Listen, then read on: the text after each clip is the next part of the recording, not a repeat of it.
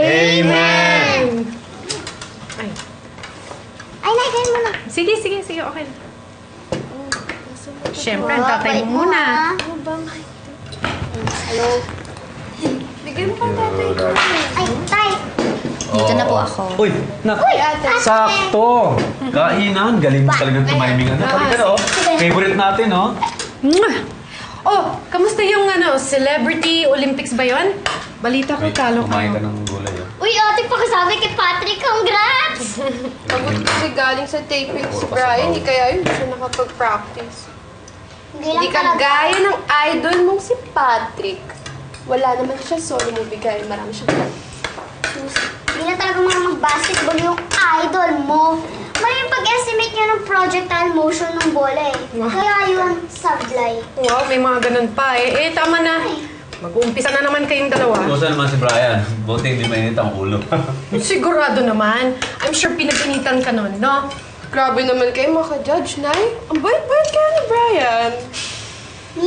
Minsan hindi. Pula, sa puti, yin-yang. Tama na. Puro kayo Brian. Huwag na nga po natin siya pag-usapan, pwede ba?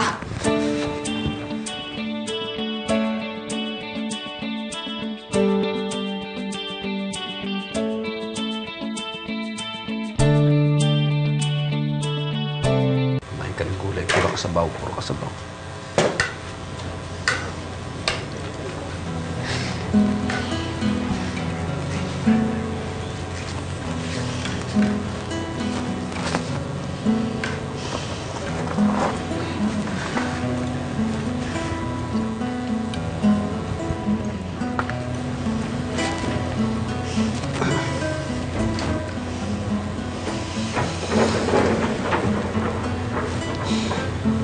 Pasensya na po. Masyado lang talaga maraming ganap kay Brian ngayon eh. Stress na ako dun sa lalaki niyan. Tay, kung alam mo lang. Mag-resign ka na. Total, malapit naman na talaga matapos yung kontrata niyong dalawa. Kung di mo na kaya mag-resign ka. Hindi niya po ako ganun pinalaki, Tay. Ayokong sumira sa napagkasundoan namin. Pinasok ko to, paninindigan ko to.